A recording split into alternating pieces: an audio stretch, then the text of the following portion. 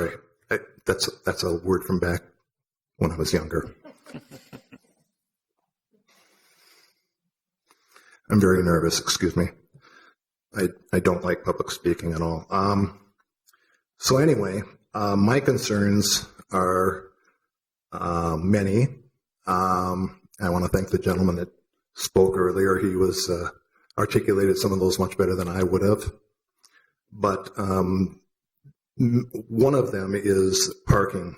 In addition, all the people that would be visiting the tenants of this building, all of the traffic that's going to be involved here is going to take away from other parking on the street and make the whole intersection so miserable that I feel that a lot of people are going to avoid that intersection if there's a large grocery store there, or any large business for that matter, with that kind of footprint. Already on a daily basis, I witness people trying to turn the wrong way down 26th, pedestrians and bicyclists nearly getting run over by people taking right turns off of 26th onto Lyndale, and other various and sundry kind of scary things. I'm very concerned that the Nightingale in particular is going to have problems finding parking for their patrons, and other restaurants in the neighborhood that have been kind of grandfathered in with the parking situation, that it's going to spill over onto Garfield like the other gentleman mentioned. And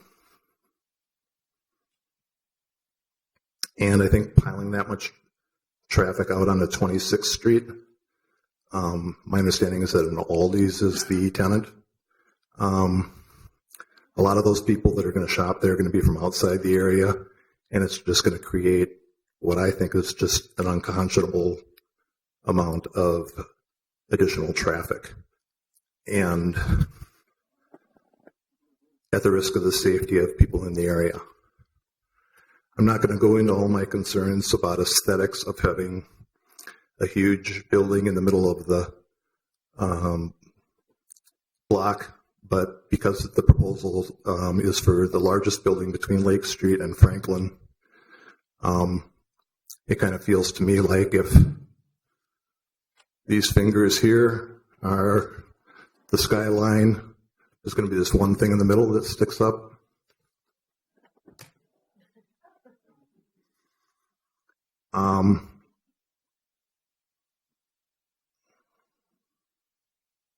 This just feels wrong to me on so many different levels, and I know that it's the council's business in part to raise the coffers down at City Hall and charge larger property taxes and generate more revenue for the city. And while I have no problem with increased density, while I have no problem with commercial businesses on the main floor, I do think that this current proposal is monstrosity, and I think that it's not really good for the neighborhood that I've been a part of for 32 years on that corner.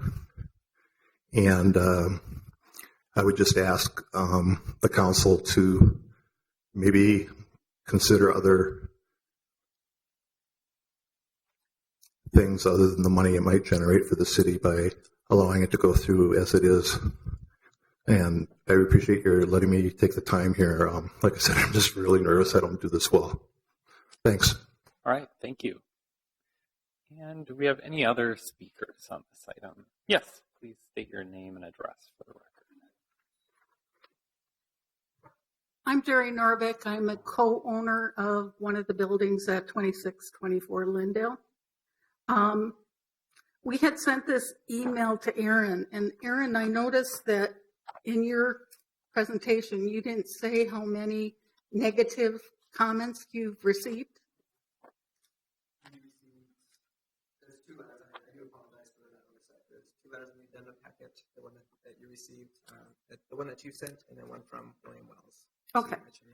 And again, because I had not planned on attending this meeting, so I'm glad I did.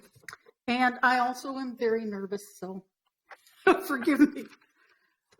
If it's okay with you, I'm just going to read. As property owners of the fourplex at 2624 Lyndale, we have the following concerns. Master Properties attempted to bribe us by offering a blacktop our building's parking area area in exchange for a signature on the petition? How many others received similar offers but did sign the petition? With the current residential and commercial mix, the parking in the area is difficult at best. According to the proposal package distributed, they would provide sufficient parking for residents, guests, and customers. Why would off-site parking be required?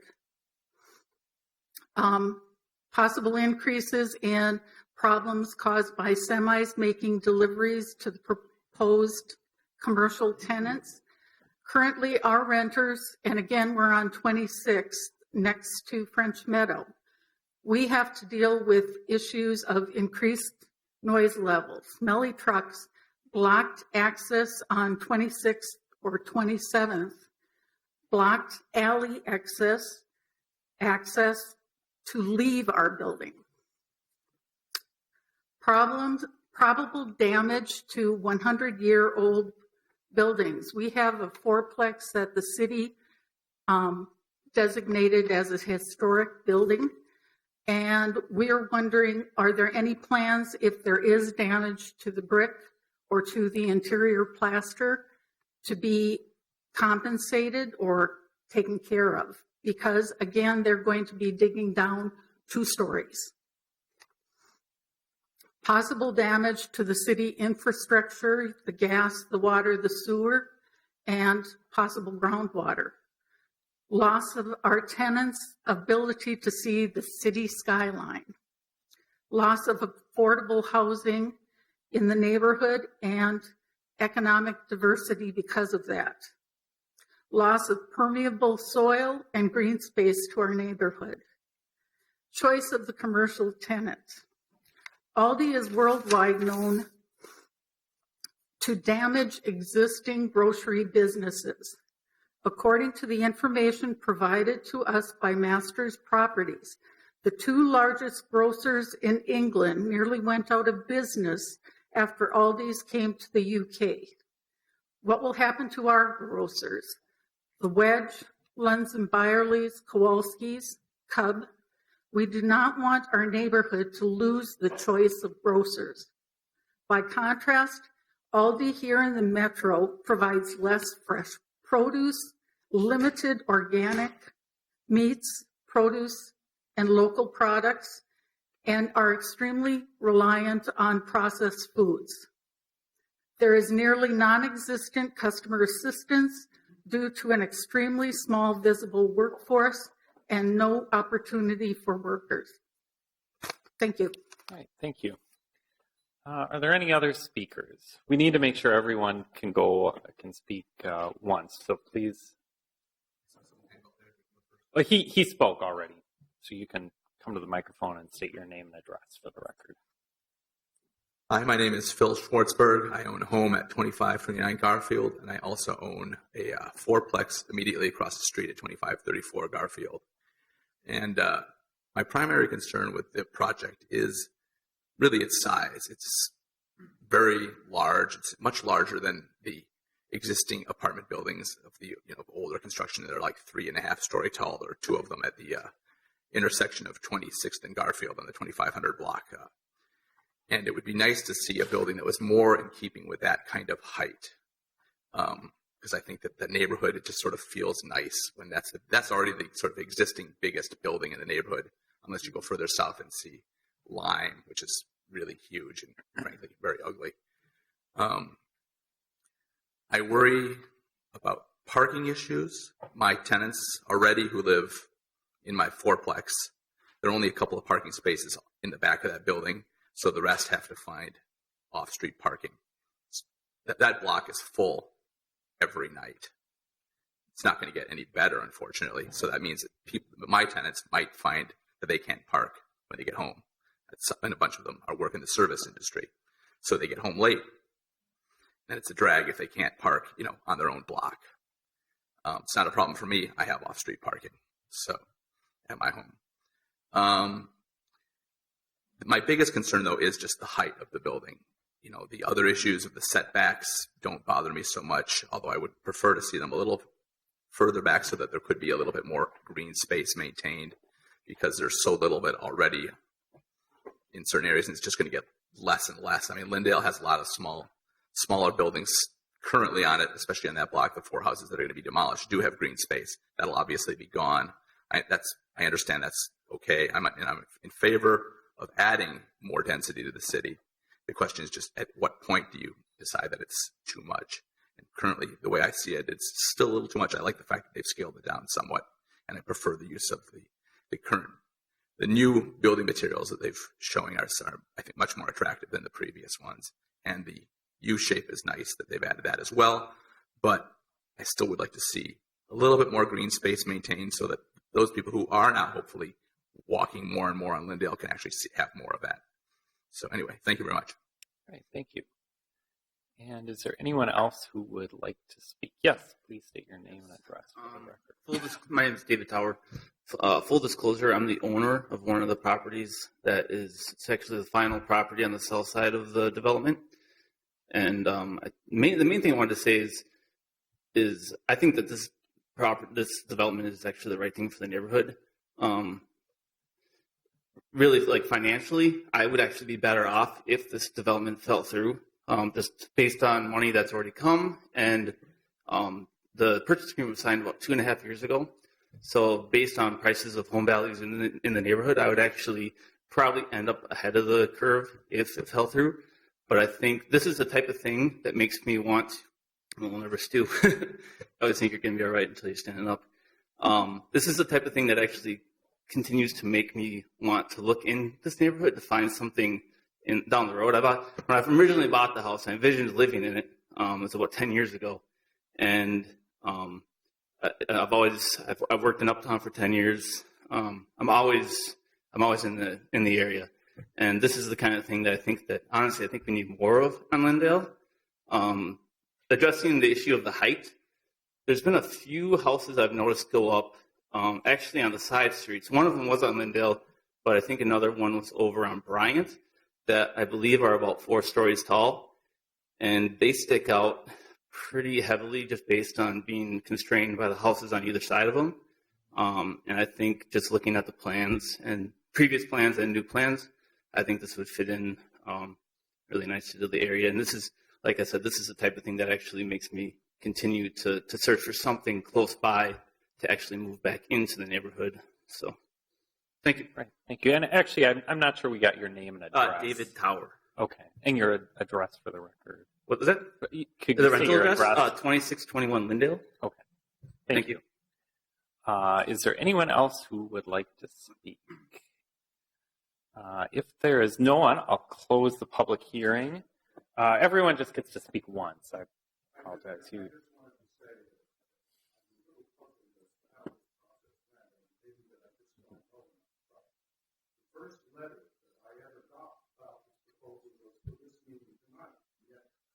Yeah, we can talk a little bit about that. There were a couple items that I just wanted to address quickly that came up in the comments. And Aaron, could you clarify the variance that's requested for the off-site parking? That is for allowing spaces there that are for another use that's at a different location. And maybe you could quickly explain again the overall parking situation, since that came up a couple of times. 2 floors of underground parking. I think it's 152 spaces. They're dedicating 138 spaces for on-site tenants, the grocery store and the residents. There's 14 spaces that are proposed to be used by French Meadow across the street. And so, yeah, I do apologize if I didn't explain that well. The variance is needed to allow for the off-site parking, to allow French Meadow to use parking in the proposed building. So it's not the proposed development looking and needing more parking.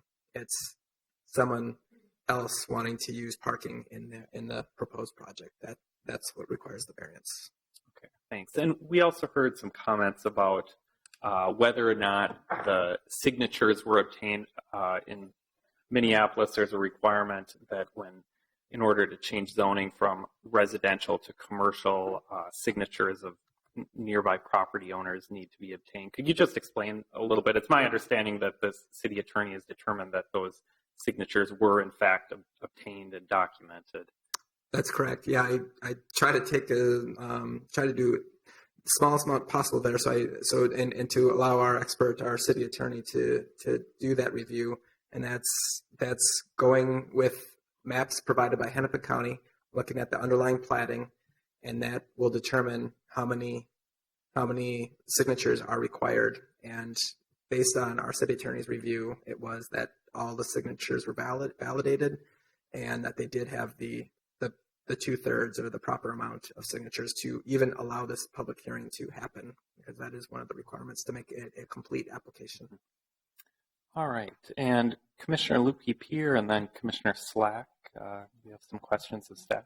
Yeah, Aaron, there were a lot of questions regarding the conditional use permit for the height, so I just wanted to get some clarification on that, because in the staff report, is it being triggered, is the need for the CUP being triggered by the fact that it's 5 stories since the first story exceeds 1 story by 3 feet, or is it being triggered by the fact that the elevator is located in the front and therefore is being taken into consideration because of 6.25 feet, whereas if it hadn't, it would actually meet the definition of, it would fall under the 56-foot limit. Is it both? Right. Is it neither? Is it something else? I think it's both. So it's 4 stories or 56 feet is what you need to meet, both those, and the most restrictive of those. So this is a 5-story building. So once they're for that would need a conditional use permit. And then you're right about that elevator penthouse. It's at the building edge, and that's where it's 62 feet. It's not step back 1 foot for every foot in height that it is. If this elevator penthouse was set back 14 feet from the building edge, it would be allowed to be 14 feet in height. So it just sets the height based on the placement of that elevator. So technically, not including just the elevator overage, it would actually meet the 56-foot, provision, just based if we were disregarding just the definition of the first floor, right? So we're not asking for a CUP for height because it's actually 20 feet higher than it could be. It could actually be that height. Correct. With the exception of the elevator. With the exception of the elevator, it is within that height. You just want to get clarification on that Yes. to make sure there wasn't something I was missing. Thank you. All right. Commissioner Slack. Yeah, Aaron, I have a quick question regarding some of the comments we heard, specifically on-street parking, traffic, and then access and circulation of service vehicles and other tenants and users of the grocery store. What were some of the comments or feedback that you heard from Public Works regarding some of those transportation-related issues? Right. And I don't think I did the greatest job of explaining. I do to something that Councilmember Bender brought up in terms of how vehicles will access the site. I do not think there's any limitations of that vehicles will be allowed to take a left turn off of Lindale into the site. Left turn going southbound or vehicles going northbound will be able to turn in. With the traffic demand management plan, a couple of the conditions of approval that to help reduce traffic concerns and to help improve the situation, knowing that this is a busy street, staff is recommending, CPED is recommending that there be a real-time parking counter at the street here to know how many parking spaces are available for the commercial tenants. Something else to increase the non-single occupancy vehicle counts. The applicant in their traffic demand management plan their goal is to not exceed 50% single occupancy vehicles for rush hour or for commuting to work. We're recommending that there be a real-time transit screen in the lobby to allow people to see and hopefully encourage them to use the bus lines that are in the area and also the bikes that will be in the area and the shared cars that will be available. So those are a couple of things that we are looking to see for the project to improve the transit options. The applicant's also including more bike parking for the residential units than is required. They're doing at least one bike parking space per unit. As far as concerns the applicant did work a lot with Public Works and to show a number of to show options and to try to get their support for having loading trucks use the site like this, and so they worked. That was one of the very initial steps, or very initial elements of the project that they needed to work out, and they wanted to get to there. It is within the site plan review jurisdiction to look at using the alley, and as noted on page 17, we wrote almost a full page on that, and based on that element and what they're proposing and how they're trying to reduce the amount of vehicles within the alley, we are supportive. So can I try to answer any question that I didn't? I don't know if I answered that well, but I hope that was somewhat helpful. Yes, you did. I think generally just the identification that it was reviewed by Public Works, it worked through Public Works, especially all the complicated surface vehicle access, and that it sounds like there weren't a lot of issues that were raised regarding the amount of traffic and access. In terms of, I mean, we do, it is a discussion as part of that traffic demand management plan to look at how vehicles will use the site and enter and exit the site. But we know that the traffic counts are high in this area, and it is a busy area, but there wasn't any element that was looked to prohibit this development because of the amount of traffic that would be brought because of the proposal. Okay, great. Thank you. Okay, Commissioner Rockwell. Thank you. Aaron, was there any discussion on the issue that came up in comments of exiting onto 26th and trying to head north on Lindale? Of any, I mean, that seems real to me. Yeah. And I know that in other parts of the city, so near where I live on 35th Street, where there's sort of a similar issue, Public Works has put a concrete thing in the middle of the street so that people turning right or left out of the gas station in Ola Arepa can't cut across. I don't know if that's a good idea or not in terms of traffic flow, but it is something that's happened. I just am wondering if there has been any discussion of what Public Works could do. It seems like a Public Works issue, not an applicant issue in terms of solving this, assuming this just is as it is. But if you could speak to that. Yeah, I definitely could see that as a concern, and that would be something I can raise to Public Works when discussing this with them and the comments and feedback that we received tonight. So I could definitely see that happening, and knowing that I too lived on a street like this and seen some weird and interesting driving maneuvers or attempted, and that is something that we can look at. Thank you.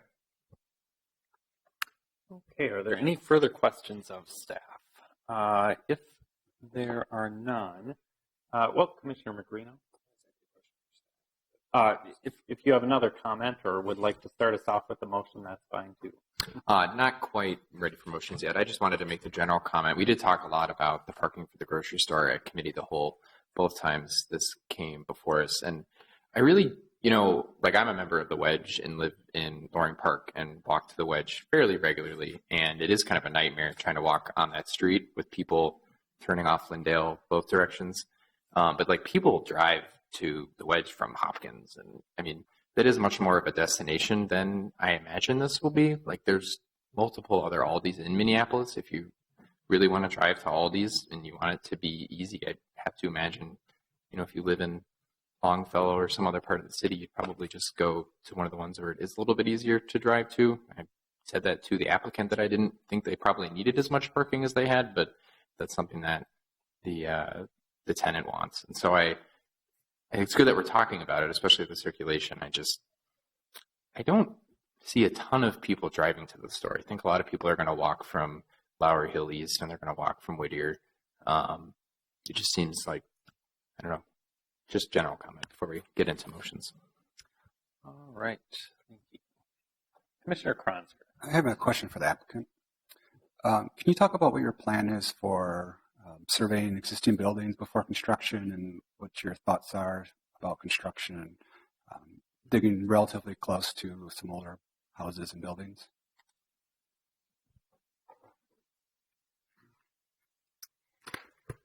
Good evening. I'm Don Gerberding with Master Properties. Mr. Kronzer, we have hired Northern Technologies to provide seismic monitoring on the buildings adjacent to the property, and they will establish a seismic monitor that will monitor all construction activity and vibration. And the procedure is that they will set a limit, and any time that a maximum limit, and any time that the project gets within, my understanding is about 15% of what that limit is, then construction stops. Are you also planning to do building surveys prior to construction? That's part of the seismic plan. Okay. Yes. Thank you. Okay. Any further questions, or otherwise, we have a total of 9 applications before us. If someone would like to start off further discussion with a motion. Commissioner Slack? Oh, Commissioner Vreeland? All right. Commissioner Vreeland is moving approval of A through I. That is all of the applications. Staff recommendation for all of those. Is there a second? We have a motion and a second. Commissioner Magrino.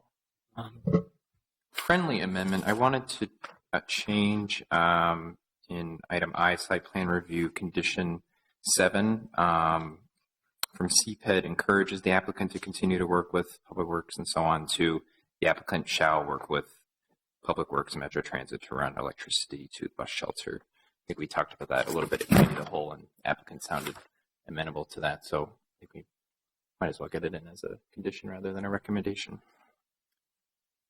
All right. So to clarify, you're wanting to change the verb in that sentence from encourages to that state that the applicant shall. Yeah. Okay. Shall will go like after it. I see. Yeah. We can make that change. Is there a second to that, first of all? All right. All in favor signify by saying aye. Aye. Any opposed? And that motion carries. Any further discussion? Commissioner Kronzer. Yeah, I'd like to add 2 more conditions and modify a third. To condition number 3 under site plan review, before the word rock face CMU, I'd like to add color integral flat face or rock face CMU. I think either is fine. They're both, one's textured, one's not, and they're both the same material. That was minor. The other 2 is, one is about the real-time parking counter at the entry. I don't see that conditioned here. I think that would be a good thing for us to condition, as well as the car coming sign at the exit. So a condition: the applicant shall install a real-time parking counter at the entry and a car coming sign at the exit. And then the second condition to add, the applicant shall install pedestrian scale lighting along Lindell and 26th Street and low-level full cutoff lighting along the alley. Very similar to what the applicant had already been discussing. Okay, so we have a motion and a second to make a change to condition number 3 in the site plan review, stating that the walls may include colored integral flat face or rock face CMU. We've also added 2 conditions. One, that a real-time parking counter and a car coming sign are required, and also condition requiring pedestrian scale lighting. Is there a second? Maybe we had a second before, actually. If there's no further discussion, all in favor signify by saying aye. Aye. Any opposed? And that motion carries. Commissioner Sweezy. Thank you, Mr. President. I'm really struggling with this proposal and what's in front of us. This is the 3rd time we've seen an iteration of it, too, at the Committee of the Whole, and I think it's gotten better. I do think this is a big change for that neighborhood and that intersection, though. And I'm particularly concerned that the neighborhood groups didn't get a chance to see this last iteration of it and have some comments on it. I don't know if there would be other points of view if it had gotten more of that, or if we would have gotten more feedback on it. But for something of this size and scale on that corner, I am disappointed that it doesn't appear that the neighborhood got a chance to really take a look at this version of it. All right, thank you. Any further discussion? Commissioner Bender. Thank you, Mr. Chair. So I did get a chance to talk to the staff from both of the neighborhood organizations. The project is in the Whittier neighborhood, but just across the street from the Lauriel East neighborhood. So I can't predict what would have happened had they gone, but both neighborhood organizations did receive notification of the hearing tonight, and I know did some outreach amongst themselves, their members, and their boards. I think the fact that folks who live farther away from the site didn't come today indicates a bit of what I've been able to ascertain, which I think most people in the sort of bigger area around here are generally supportive of the project, or at least feel like it's improved enough that they didn't come tonight or contact me or the staff in other ways. I think this is one of those projects that folks have sort of differing opinions about, particularly the grocery store use. I've gotten a chance to talk to a number of people, and we don't really have a control to say which business would go in and what type of business. And we actually don't even have a control that would say that this size of commercial space in this location isn't allowed. And so we're a bit constrained in being able to dictate exactly what's the configuration of the commercial space. And I think this is, again, something that some folks, I think, are excited to see a grocery store of this kind, and others, I think, would prefer it not to be a grocery store here. I will say that adding 77 new housing units in a neighborhood that is 80% rental and that is has a very tight housing market, even more so than our very low citywide rental vacancy rate, is a good thing. It's something that I know folks want to see is more housing options in neighborhoods where there's a lot of demand for rental housing and rents are rising.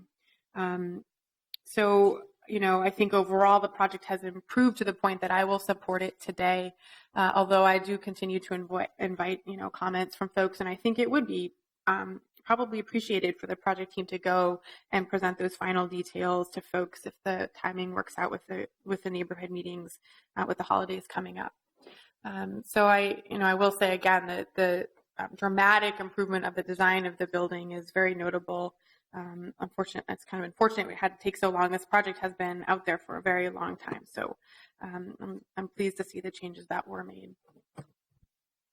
Thank you. Commissioner Kronzer. I am too also going to support this tonight. I've struggled with this project since we saw it, many months ago. But I do have to commend the applicant for really listening to us. We provided a lot of feedback, including feedback on the FAR, building design, pedestrian scale things. So it's a drastically changed proposal than we saw at Committee of the Whole a few months ago. As Aaron laid out in his staff report, it does meet many of our city goals as far as increasing housing choices and affordability. It's been a vacant lot for a long time, and I'm not sure when the next pretty good proposal is going to come to us. It's been vacant for, 8 years. It's been an empty building for 6 years before that. So I can support this where it's got to. All right, Commissioner Gagnon. So I am also going to support this. My daughter went to Whittier and now goes to Anwatin, and most of her friends live in complexes like this. And it is wonderful for the school district to have people think these are going to be singles or millennium. We have families living in these complexes, and they're attending our schools, walking to the schools. So this is, definitely a reality in Minneapolis public schools that we need this space. We have a lot of students and families that are homeless. The housing is very packed in that area. and a lot of people looking to get into the Whittier, Jefferson, Kenwood neighborhood schools. So I really support this type of density. Thank you. Thank you. Are there any further comments? If there are none, we have a motion and a second. And clerk, please call the roll.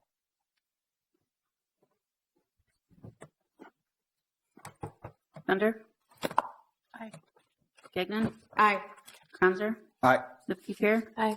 Magrino? Aye. Rockwell? Aye. Slack? Aye. Sweezy? No. Freeland? Aye. That's 8-1. All right, and that motion carries. That concludes our discussion on item 11. Also concludes our business for today. We have committee of the whole this Thursday. Our next regular meeting is January 9th, and we are adjourned.